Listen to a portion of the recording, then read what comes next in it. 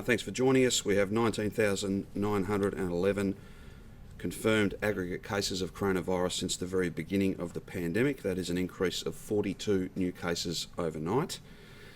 There have been, as you know, 729 deaths due to the coronavirus in Victoria. No new deaths since the report I gave you yesterday. There are 118 Victorians in hospital. 11 of those are in intensive care and 7 of those 11 are on a ventilator. A total of 2,506,513 test results have been received, which is an increase of 8,803 since yesterday. So they will be Sunday's results and are broadly on trend in terms of weekend numbers. Thank you to each and every one of those people for getting tested. And again, the reminder, the very clear appeal and request to every single Victorian, regardless of your circumstance, your postcode, if you've got symptoms, even mild ones, please come forward and get tested. It is a massive contribution that you can make to our collective efforts to defeat this second wave. There are 4,282 cases with an unknown source. That's a decrease of 9 since yesterday. There are 158 healthcare workers who are active cases. We send them our best wishes and we thank them and all their colleagues for their amazing work. There are 1,040 active cases across the state, so that number continues to fall. That trend is very much with us. In terms of regional Victorian cases, there are no new cases in regional Victoria, and that means there are just 43 active cases across regional local government areas that are currently under stage 3. I will come back to regional Victoria in just a moment. In terms of the rolling averages 1 September to 14 September, 52.9 in Metro, 3.6 in regional Victoria. And there are no new mystery cases in regional Victoria. There is one mystery case from the 1st of September. So at the end of today, that person will come out of those numbers because it has been 14 days since their positive test. Active cases in disability facility settings, there are 10, 6 staff, 4 residents. Aged care shifts that have been worked by hospital staff, 4,426 shifts, quite an amazing effort, a massive effort to look after the most vulnerable, and we thank each and every one of those hospital staff who've gone into aged care and done such a tremendous job. There are 515 active cases in aged care as we update you today. Now, because there are less than 5 cases for a 14-day period and there are no mystery cases in regional Victoria, I am absolutely delighted to be able to announce that regional Victoria from 11:59pm tomorrow night will be able to take the third step in our safe and steady roadmap to COVID normal. That is a massive, it's a massive thing. It is such good news. I am so pleased and proud of every single regional Victorian who has stayed the course, followed the rules, got tested. They've done an amazing job. And I know it hasn't been easy because there have been many communities where, to the best of our knowledge, there has not been virus. But you've always got to be conservative, you've always got to be cautious. What this means, off public health advice, we're able to make further announcements today, and regional Victoria will be opening up in just the next 24 hours or so. It is a massive thing. It is a very positive thing. It is something we should all be very pleased and proud of the job that regional Victorians have done. This will be welcomed, I'm sure, and there's no greater evidence to the people of Melbourne that these strategies, getting numbers low, is possible and it is essential. You have no chance of keeping numbers low once you open up if you don't first get them low via the restrictions and the rules we have in place. This is a credit to everyone in regional Victoria. I am proud of you, I am grateful to you, and I'm so pleased to be able to make these announcements today. To give you a sense of what these changes to the rules will mean, the 4 reasons to leave your home will no longer apply, gathering limits will increase, and most workplaces will reopen. Restrictions on businesses and visitors do remain in place regarding people caps, physical distancing, the wearing of masks, things of that nature. But the key changes include outdoor gathering limits will increase to 10 people. Infants under 12 months are not included in the calculation of that 10. The household bubble is introduced where up to 5 visitors are allowed in the home from a nominated household. School will be a staggered start over the first couple of weeks of term 4. and we will have more to say about the exact age groups, year levels, that'll be coming back over those first 2 weeks of Term 4. But that will be essentially all classes, all schools across regional Victoria will have as close to a normal Term 4 as we can possibly deliver. Hospitality and entertainment will be allowed, subject to gathering limits and some other requirements around density. Retail, of course, has remained open and will be expanded to include personal services such as beauty and tattooing where a mask can be worn.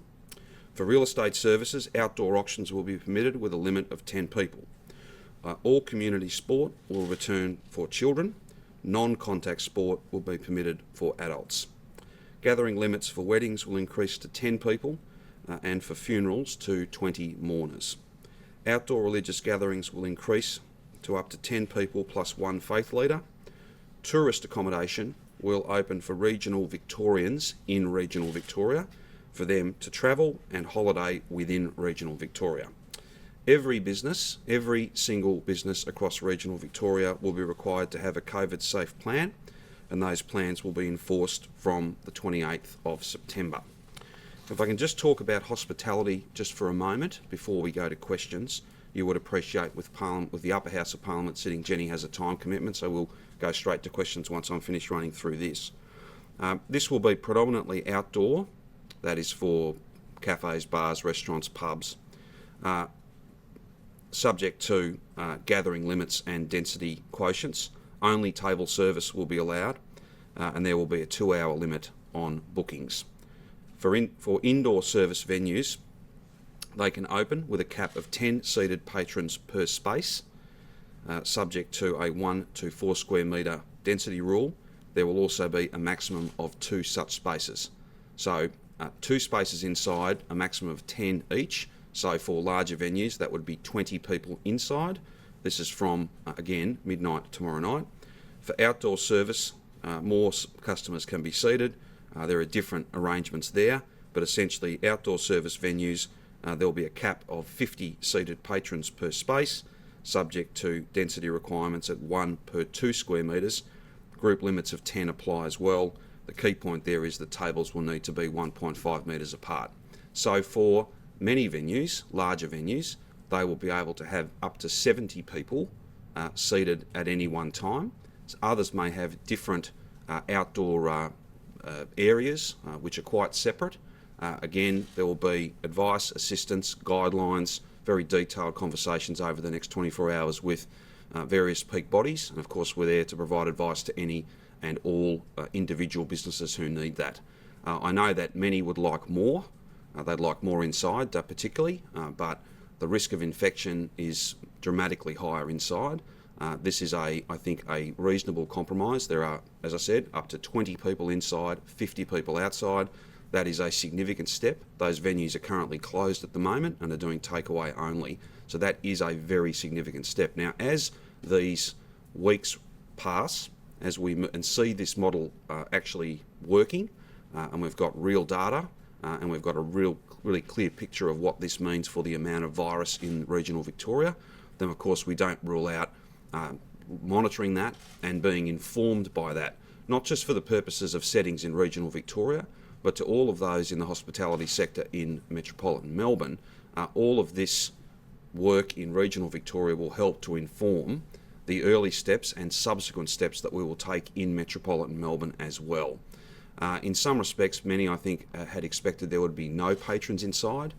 We've gone through this in fine detail, and the public health advice confirms that we can have 2 groups of up to 10 each. That is significant.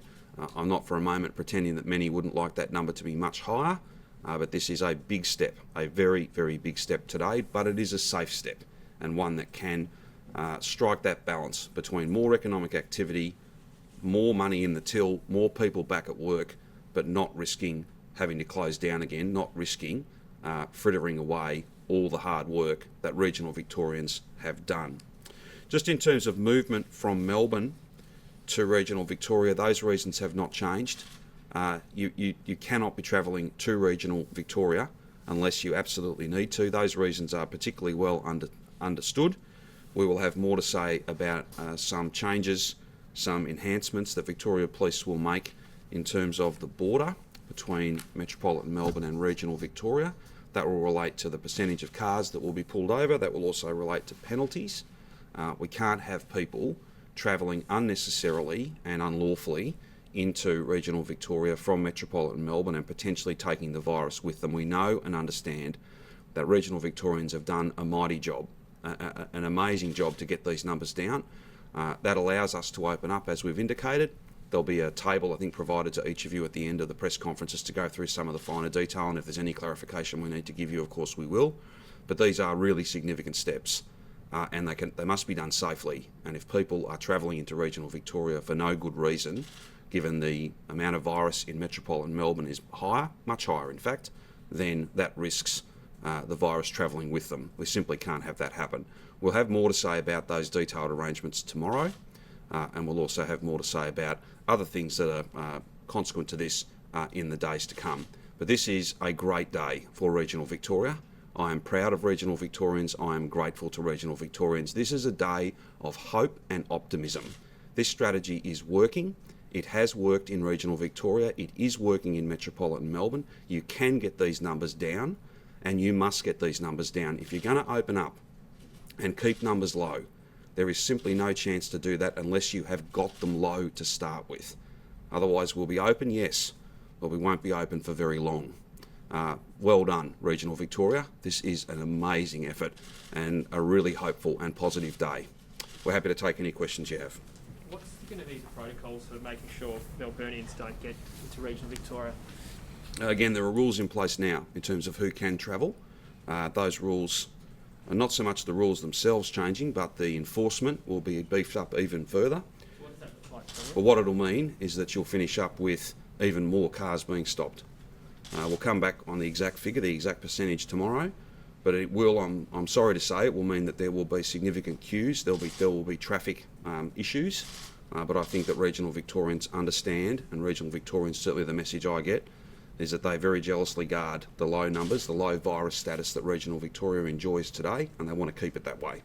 So there will be a time later in the year when we can have that freedom of movement. We can't have it now because it puts at risk everything that is possible in regional Victoria because the numbers are low. We'll also have a bit more to say about the likely fine that you would be issued with if you were to be in regional Victoria from Melbourne without a lawful reason. This is very serious. Very, very serious. We cannot have people making unnecessary and unlawful trips to regional Victoria and potentially taking the virus with them. Regional Victorians have given too much and achieved too much to put that at risk. I simply won't allow that to happen. So we're going to do everything we can to make sure that people are stopped, fined and turned around and sent back to the metropolitan address where they should never have really left, Rich. People who have second properties still can't move to their second Correct. properties. Would you give any consideration to including the Mornington Peninsula in regional Victoria, given there's fewer cases there than, say, Geelong? We're not changing the boundary. The definition of what's metro and what's regional remains in place. But we'll have more to say about the enforcement activity on approach to the Mornington Peninsula. We'll talk about that tomorrow, because obviously there are many second residences down there. And it's not appropriate as we come up to the school holidays and warmer weather, for instance, for people to be travelling to a second residence. That's simply not on. That puts everything at risk. That's unnecessary movement, it's unlawful movement, and it should not be happening.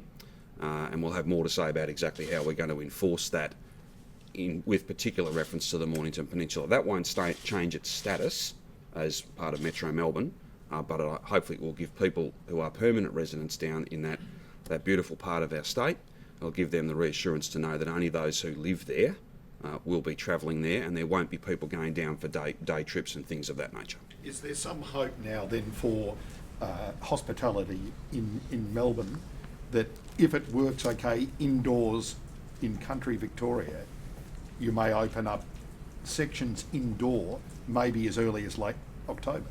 Well, we're not here today to revise the timeline for metropolitan Melbourne, but I will say this. Because we've been able to achieve very low numbers in regional Victoria and keep them low, drive them down to these very, very small numbers, then we have the freedom, we have the opportunity to do some things in regional Victoria that will just not be possible in metropolitan Melbourne right now. We will closely monitor exactly what occurs, both to make sure that we don't have a problem in regional Victoria, but also to inform what is likely to be safe and steady once the time comes in metropolitan Melbourne.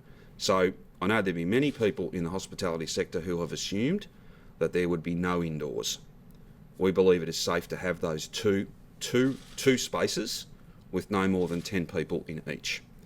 We think that strikes the right balance. That'll be very closely monitored. There's rules about deep cleaning, there's rules about staff being healthy when they begin the shift.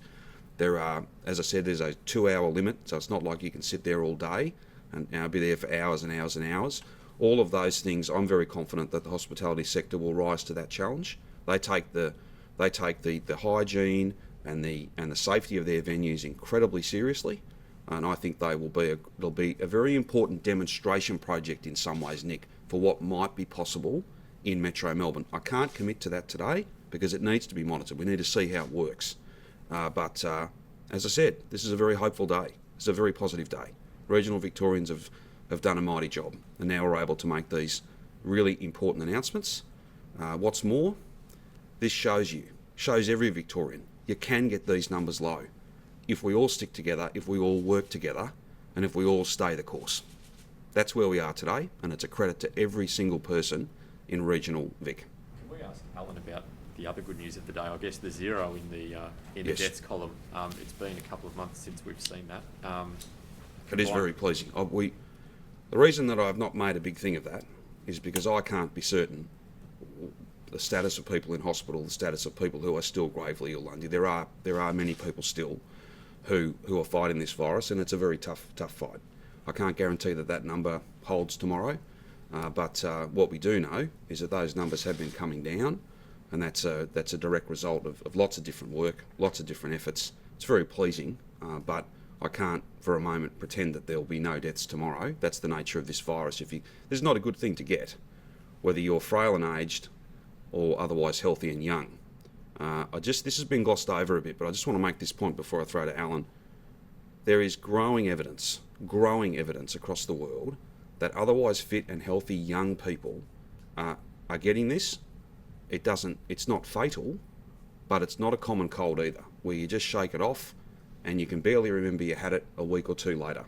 It is presenting in some as a chronic illness, a chronic condition that has long-lasting effects. This is not something anyone should treat lightly. It's not something anyone should think, oh, well, if I get it, I'm otherwise healthy, I'll be fine. This is novel, it is nasty, and it spreads wildly. So we all have to be focused on that as well. As tragic and as important as being upfront about those people who've died because of this, there's also other cohorts, and we're learning more about this virus every day because it is a novel virus.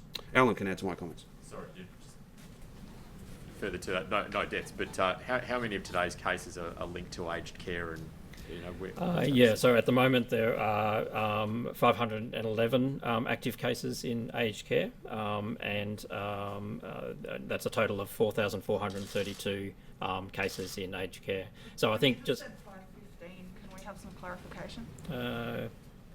I've got 511. I don't. Sometimes there's when they're case events, they're double counted if they're linked to more than one case, more than one location. But I've got 511 active cases in aged care. So just to reinforce, clearly it's much better to be announcing no new deaths yesterday compared to 20 or 30 deaths that we were reporting about a month ago. But just to reinforce that there are 118 people in hospital and 11 in intensive care, and 511 active cases linked to aged care. So there are likely to be deaths ongoing, but clearly it's much lower than it was, and we'll take that. I thought with permission, I thought I'd just talk through somehow of how we made that assessment about regional Victoria, because it's not just about the numbers. So clearly we sort of asked ourselves three questions. Firstly, what are the numbers? Secondly, what is the chance that an active case will transmit as an ongoing downstream transmission? And then what's the chance that there are other unknown cases out there that we don't know about? So the case counts have been decreasing, 50 cases in the last 2 weeks. 31 of those cases were in Cold Lake, Otway, but the last of those cases that were reported were a couple of days ago. Geelong has had 8 cases in the last 2 weeks. Some of those have been linked to workplaces in Melbourne or outbreaks in Melbourne. At 11:30 last night, a case was reported in Shepparton that we've since been able to establish. Actually, the residential address was in Shepparton, and the case actually was interstate. The last unknown source case, as mentioned, was on the 1st of September, and there have been no further cases around that, so we'd be relatively confident there's no ongoing transmission there. The likelihood of onward transmission from recent cases, we know that there are 445 active contacts in the regions. We expect that some of those may turn out to be cases, but because we know that they are contacts and they're being monitored, we don't expect that they will continue to transmit on.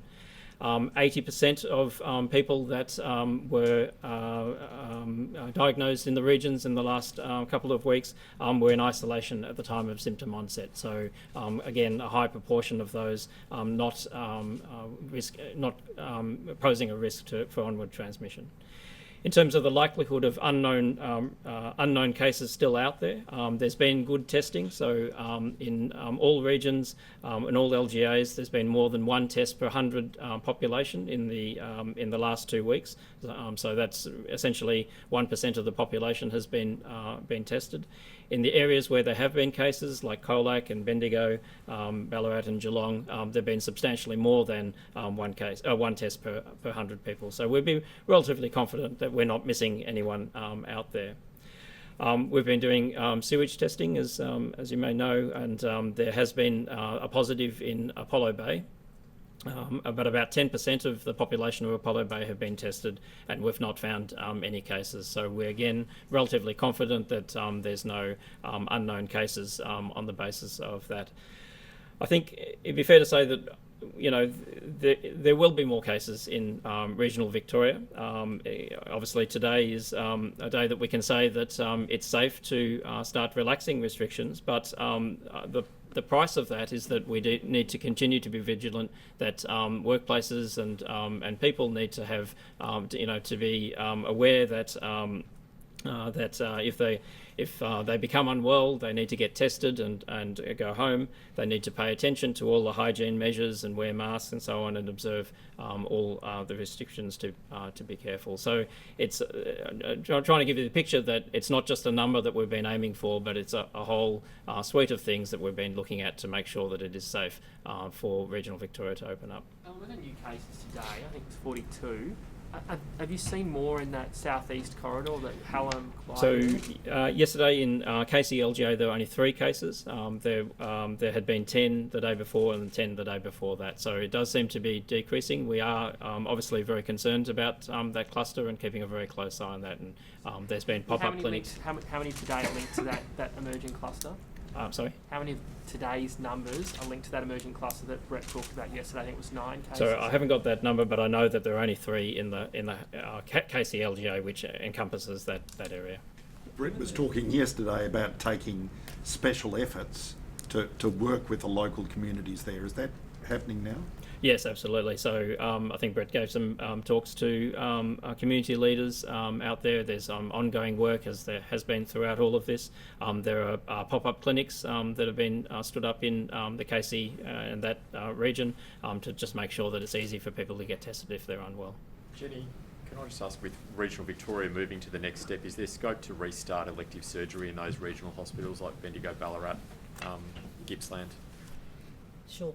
So firstly, can I firstly congratulate regional Victorians for the amazing job that they have done, and today is also another significant day for regional Victorians, as the Mildura Base Public Hospital has returned to the people of Mildura and the people of the Mallee. A year ago, the Premier and I travelled to Mildura to make that commitment that we would return that hospital back to public hands. It was a hospital that was run privately for the last 20 years, privatised by the Kennett government, and I'm very proud of the people of Mildura and the Mallee who advocated for this return. Our government listened, and today is a really important day for the people of Mildura and Mallee, and I know they'll be really, really excited. It is the biggest employer in town, 900 staff working there. I just wanted to take this opportunity to thank them for the amazing work that they have all done over the past year, not just working on the transition but also responding to the pandemic as well. So a very proud day for Mildura and the Mallee community. Just in terms of elective surgery, the government has been working on a plan to resume elective surgery safely. We'll have more to say about that very, very soon. We are looking, of course, at a staged process. You might recall that the reason why we paused elective surgery to begin with was because of the private aged care crisis facing our state. I'm grateful to the nurses in particular, but all the hospital staff who have stepped in to our private aged care facilities right across the state, but particularly here in Melbourne, and who have provided many shifts to support them. So we are looking at a staged process of resuming elective surgery safely. There may well be two speeds, a faster process for regional Victoria in line with today's announcement, but we'll have more to say about that very, very soon. Just another question for Alan, if I may, Sure. if that's okay.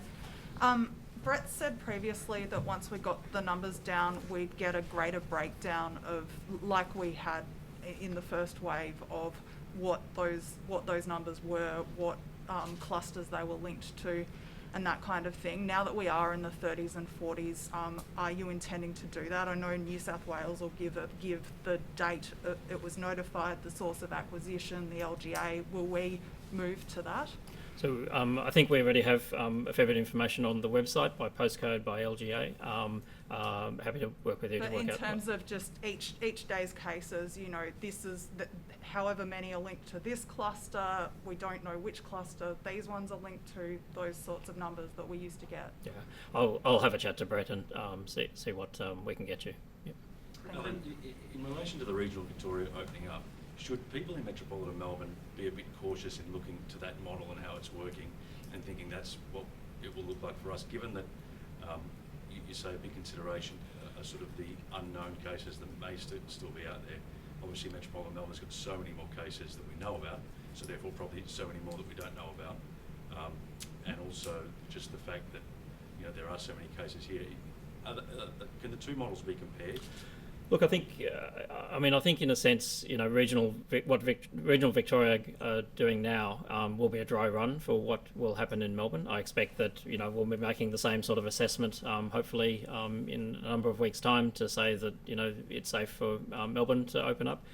I think hopefully we will also learn things. We've certainly learned things from, you know, the first between the first phase and the second phase of this this epidemic. That, you know, we now know that, you know, for example, we're encouraging a lot more activity to happen outside because that's much safer. So I think hopefully we will learn things from regional Victoria that we'll be able to apply. So, you know, we're doing a lot of this for the first or second time, and we need that evidence to plan what we will, what the next step will look like in Melbourne as well. But a lot of the, you know, the general settings have been sort of put in place, I think, in Melbourne, and they may be tweaked as more evidence comes in. Alan, has there been any in Victoria? Has there been any case of corona actually tracked back to a hospitality venue? Look, I couldn't say that off the top of my head. There certainly have been outbreaks at hospitality venues elsewhere in the world. I can't tell you off the top of my head if there have been here. But also making the case that just because we don't know of them doesn't mean they don't occur. You know, there's a lot of places where there's, you know, cases have been, and we don't know where they've come from. And we don't know where they've come from. They could have come from any setting. We certainly know that indoor settings are much higher risk than outdoor settings, and so I wouldn't expect a hospitality venue to be any different to you know, other settings for a variety of reasons. Premier, Regional Victoria's taken 2 steps this week. Can Melbourne take 2 steps a week before October 26th? I think it is. Rich, there was a similar question, slightly different construction, but a similar question asked the other day. Case numbers are one part of this. the narrative or the story that sits behind each of those case numbers. So where did they get it? How much do we know? How confident are we that it's actually contained? And then the other thing here as well is the passage of time, as painful as it is also an important part of this.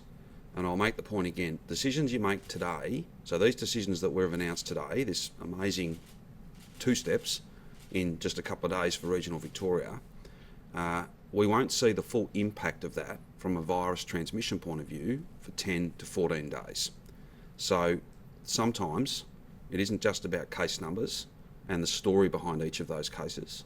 It's also about allowing enough time to pass so that you can be clear, because of the latency of this virus, the nature of it, what the impact of any decisions you've made are. The key point here, we will take steps as quickly as we can from a safety point of view and from that sense of certainty that what we're doing doesn't throw away everything that metropolitan Melburnians have done for months now. We know it's tough. It'll be done as quick as it can safely be done. But again, it's back to those points I've made many, many times. If we do too much too quickly, then we'll be open, yes, and that'll be fantastic for a very short period of time. And, you know, people are entitled to their views, but we're not going to be pressured into doing something that is fundamentally unsafe. We're just not, because I don't want to have to stand here in a few months' time and say that, well, we actually did too much too soon. We went against the advice of experts, and now we have to put restrictions back on, whatever those restrictions might be. It's quite, some people are already expressing it, you know, they're happy for regional Victoria, but it's a bit of a bittersweet moment for Melburnians because it seems like they're now the only people who are still locked up in Australia. Well, no, I wouldn't see it that way. That's what some No, people that's fair enough. I would respectfully say I'd encourage people not to see it that way, and instead to see this as proof positive, not a model, not an academic exercise, not a theory. This is not a theoretical thing. We have actually driven case numbers down to very low numbers in regional Victoria. That's taken some time. We stayed the course, and now we can open up, and that should be something that I think inspires confidence and a real sense of hope that the same thing can be achieved to the best of our ability across metropolitan Melbourne. Is camping allowed in regional Victoria now? I'm not sure where we've settled on exactly where and when. I'll come back to you with some rules. There'll be lots of detail that needs to come forward over these next 12 hours or so. And gyms? Sorry, Nick. No, gyms will have to be outside. It's such a high risk environment that, and we've discussed this a few times now, I think Brett and Alan and others have spoken directly to the really significant risk that those indoor environments, particularly ones where, you know, really rigorous physical activities going on, that is just not safe. There's a bit of concern in the border areas, particularly along the Murray, about trying to coordinate the restrictions on both sides, so both sides Yes. are working together. Have you been able to talk to the Premier of New South Wales to help the Victorian accommodation? So what I've done is I've had communications with Gladys and with Stephen to make sure that they're fully briefed and fully aware on the steps that we've taken and the precautions we're putting in place as part of the regional Victoria opening up. In the first instance, that's to make sure that some of the concessions, some of the enhanced arrangements we've had in recent weeks are not put at risk. Beyond that, we will continue to talk with them about, well, trying to be as consistent as possible, trying to facilitate as much movement as is safe. But the first order issue, Nick, was to make sure that in opening up regional Victoria, we didn't get a situation where New South Wales suddenly said, well, those ag workers that we've got moving, some of the permits we've got, all of a sudden we're not comfortable with that. So we're very, very deeply engaged with them. And have you got the clearance from New South Wales on that? I'll leave them to make announcements, but I think it's fair to say, in my discussions with Gladys, they're comfortable with the arrangements that we've put in place. But again, I'll leave it for them to make any announcements, whether they need to or not. With South Australia, again, I'd be confident as well. But my offer really to Stephen last night was, look, we'll give you all the information you need and more, so that you can have a really clear picture of what's going on in those border towns, and you can have a really clear picture of what the virus is doing in very soon to be opened up regional Vic, so that doesn't impact and doesn't see them have to revisit any of the concessions, for want of a better term, that they've made around movement and that bubble, if you like, that they've got. that was important. The next job of work, obviously, is to get those borders open, and the best thing to achieve that outcome is that we stay the course, get the numbers down across the state to very low levels, and then we'll be able to have that freedom of movement within Victoria, and obviously into other states. Premier, why the cap of just 20 indoors for some of those? Some of those country pubs are very big places, multiple rooms, could have 10, 10 and 10. Why cap 20? Because it's not just about where people are sitting. It's also about using bathroom facilities, things of that nature. And it is a tough judgment to make, and I fully acknowledge there'll be plenty of publicans and plenty of restaurateurs who would love to have more inside than that. That is as much as we can give them at this point. It's more than what was foreshadowed, but we think it is safe. So 10 per space, maximum of 2 spaces. Again, I'm not announcing this today, but if we get 3 weeks down the track and we think this is working well, then we obviously reserve the right to maybe add to this, to tweak it in different ways, to maybe grow the number of groups or the number of people outside. All those things are on the table, and that's that key point about modelling versus data. The actuals, what happens each and every day, not in a theoretical sense, but in a very real sense, that has informed the decisions we announced today, and it'll inform any other decisions that we can make. Just on that point, I know there'll be some concern for people of faith across Victoria. This has been a really challenging year, not being able to come together to worship together. That's a really important part of those people's lives. We've got an expansion here, 10 outdoors plus the priest, the rabbi, the minister. We'll look at that over the next 2 or 3 weeks, and based on the broader picture in regional Victoria, it is possible that we could have larger outdoor services, but we just need a little bit more time just to see what the impact of all this easing is. I know that'll be of concern to many people. It's certainly an issue that's been raised. Just on the next steps, does regional Victoria have to wait for Melbourne to take any more steps to take its last step to a COVID normal? Well, I think the answer I just gave in terms of we'll be guided by the actual performance on the ground, if you like, the actual number of cases and what impact this opening up has. So we always reserve the right to make sure common sense drives us, the data drives us, and the actual experience. So as you have days and weeks pass when you're open, or much closer to normal, certainly more open than you were last week, you input those and they take the place of some of the assumptions that you made months and months ago, weeks and weeks ago. So it's a constantly evolving thing. But I do, again, to stress the point, numbers are important, yes. What sits behind those numbers in terms of the narrative of how the person got it, is it properly contained?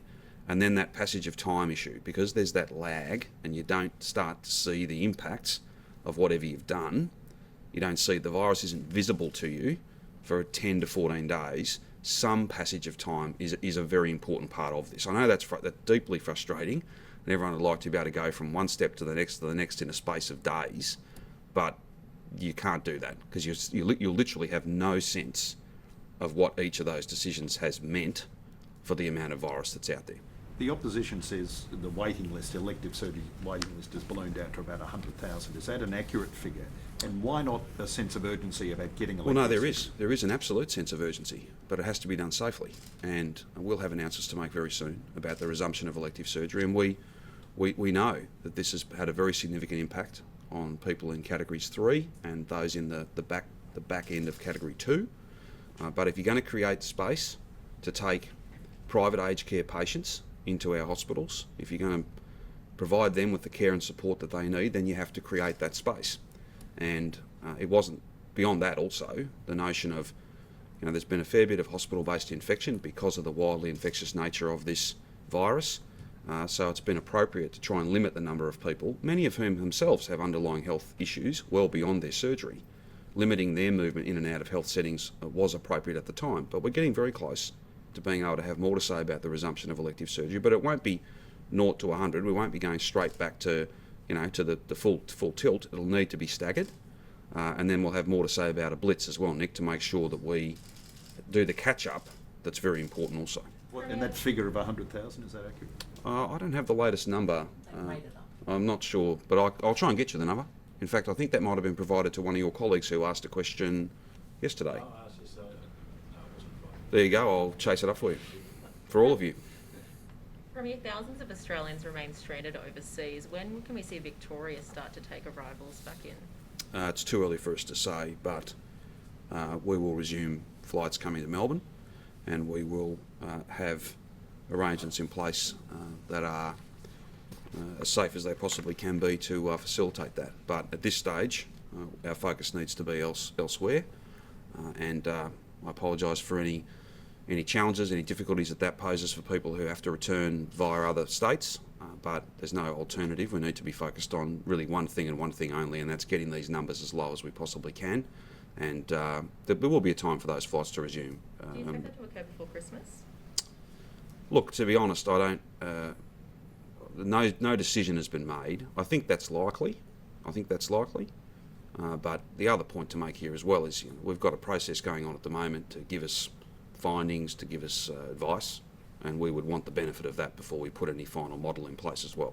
Given that Melbourne took the lion's share of people prior to this second wave, should the other states be lifting their caps to allow more Victorians to return? Well, just for the purposes of accuracy, we took more than 20,000 people. I think that number would be exceeded by Sydney, so I wouldn't want to rob Sydney of their claim to have processed more than we did. I think they did at the time, and of course that number's grown very, very steadily since we stopped flights coming back here.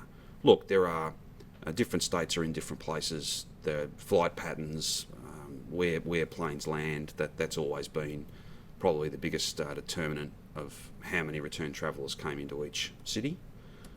And cities are different beyond that as well too. For instance, there's been many more cruise ships going to New South Wales going to Sydney because that's a much bigger feature of their market, if you like.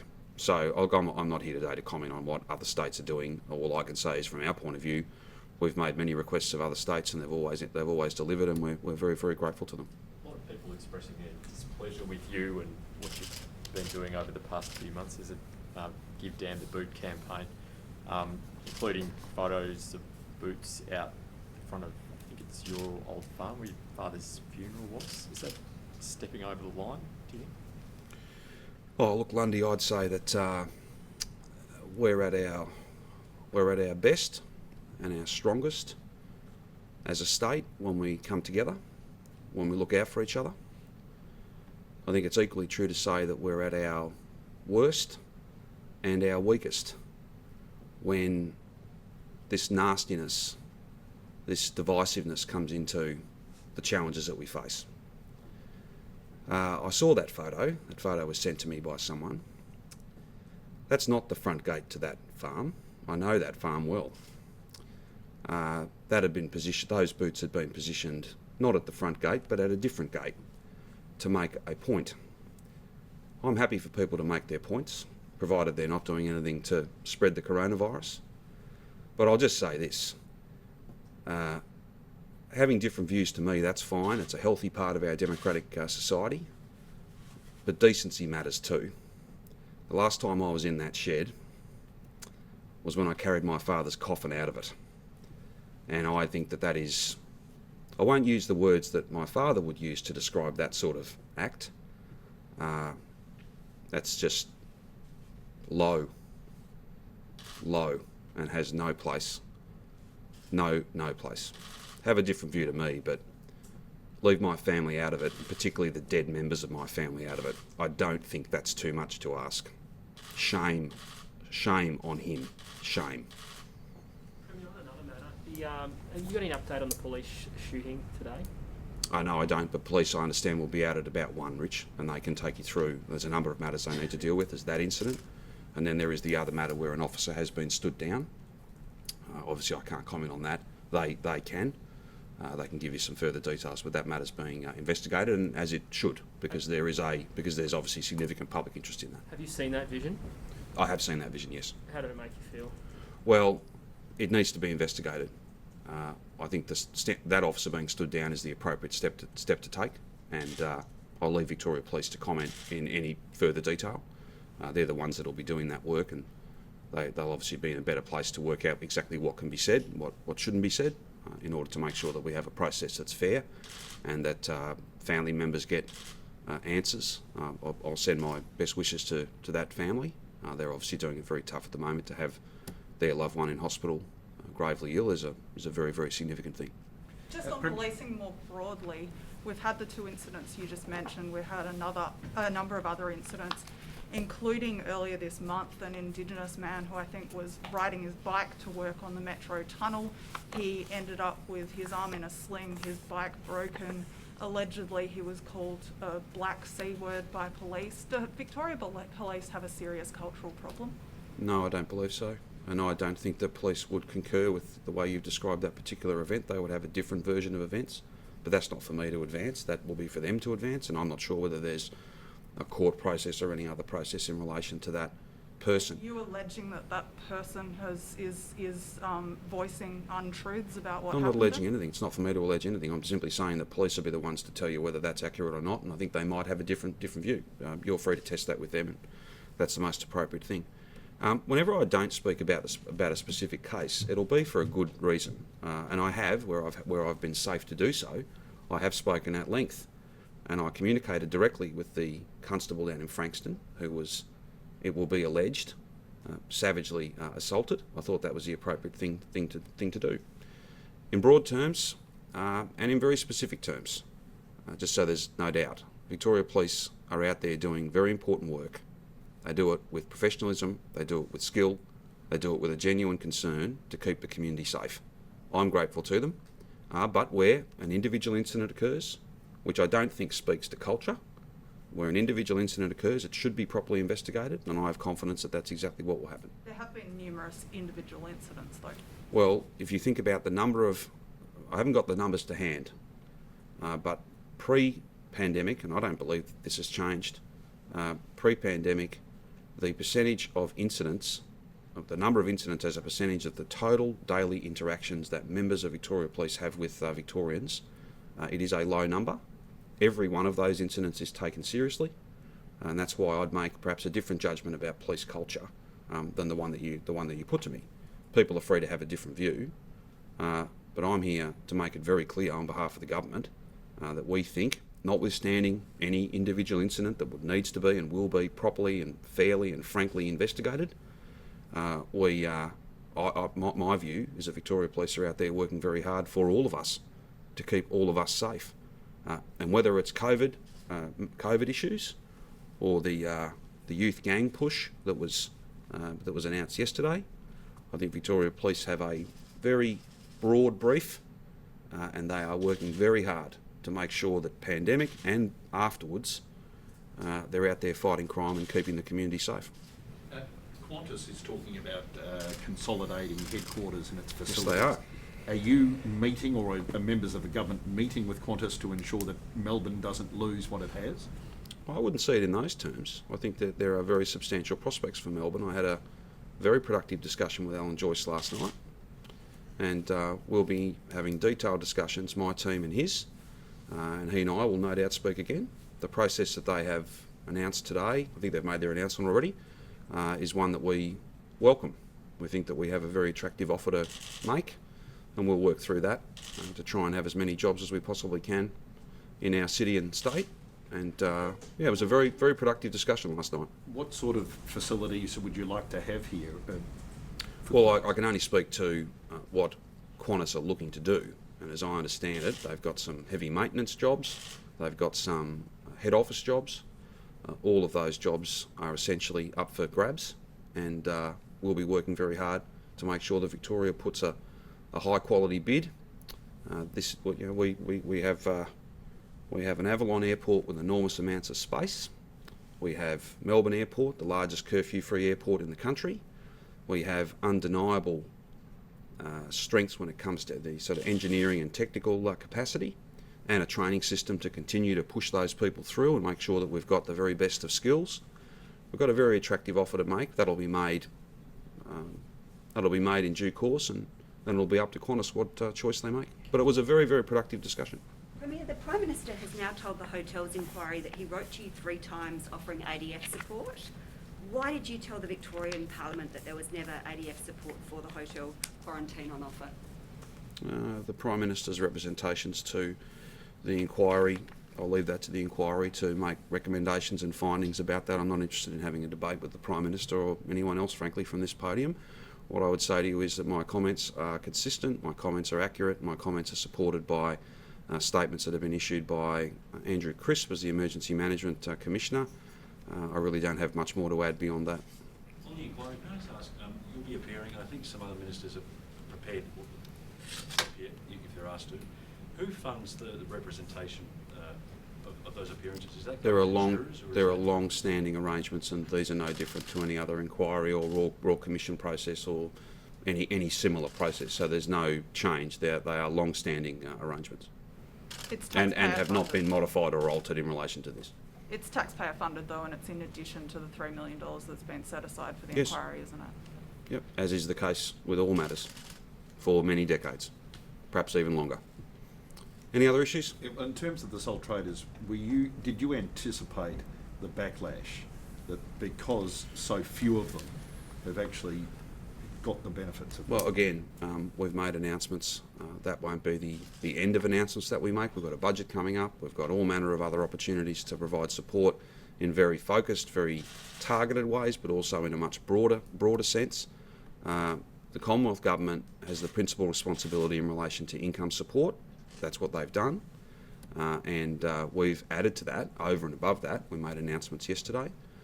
I've got no further announcements to make today, Nick, but we always reserve the right, and we will, and we've actually foreshadowed that when we get to the budget in later in the year, we'll have much more to say about driving confidence and demand, investment, profitability, getting people back to work, finding that COVID normal and doing the economic repair work that is absolutely essential. But you've got to deal with the health issue first. Those announcements yesterday are over and above what is essentially the primary responsibility of the Commonwealth, and I thank the Commonwealth for their job seeker and job keeper policy settings. Would you now like the Prime Minister of the federal government to make the commitment to not cut job keeper Look, it's when not it comes to it's an important question. I had a conversation with the Prime Minister on Sunday. It's not about what I'd like. He's made his position clear. What I have asked for and what I believe to be under very active consideration is a tax-free treatment for all of the hardship payments that have been made to those businesses. I think that's a fair and reasonable outcome. As for JobKeeper and job seeker settings, that is entirely a matter for the federal government. But I thought it was appropriate. It's pretty clear what the Prime Minister's intentions are there. I'm not seeking to necessarily have a debate about that. But what I thought was a fair thing to ask for beyond that, given that he'd made his position clear, was a tax-free status for some businesses now. When you add up all the payments that have been made by us over the journey, it is a significant, for some businesses it is a significant amount of money. And if that can have a tax-free status from a Commonwealth point of view, given that we've made arrangements around payroll tax and JobKeeper, I think that's a fair thing. And it's not for me to make announcements, but I know that that's being actively considered, and I think that's being positively considered by the Commonwealth Government. But it's up to them to find a landing with that and to make announcements. Will you use ADF to patrol the border between Melbourne and regional Victoria? ADF are already supporting some roadblocks. I know that. Given you've got such a big... I'd leave it to Victoria Police to come back with a detailed plan. There are still well more than 1,000 ADF personnel that are in Melbourne and across Victoria today. They're doing an amazing job. Some of them have been here since the bushfires. There's never been a resistance. There's never been anything other than the grateful acceptance of ADF help, as well as support from others, whether it be Commonwealth public servants and others. But I think that'd be an issue for Shane Patton to work out. If he needed more, for instance, then he'd have a conversation with Lisa, and then we'd ask the Commonwealth to do that. Or we'd engage directly with Commodore Hill and say, can we move some people from one area across to doing another task? That's happened, and I certainly couldn't rule it out happening again. Any other issues? This is a great day for regional Victoria and a great day for our state. As challenging as the settings are in metropolitan Melbourne, this shows you can get the numbers down, you can keep them low, and then you can open up. I want to congratulate and thank every single person in regional Victoria for the amazing job they've done. And we'll continue to work with industry, we'll continue to add to the announcements I've made today, and then we'll monitor how that goes in the days and the weeks and the months ahead, and then that'll inform what happens in Melbourne, and we'll refine it and enhance it. But this is a really, really significant day, and one of hope and optimism and a real positivity. And I want to thank everyone for the contribution they've made to getting us here.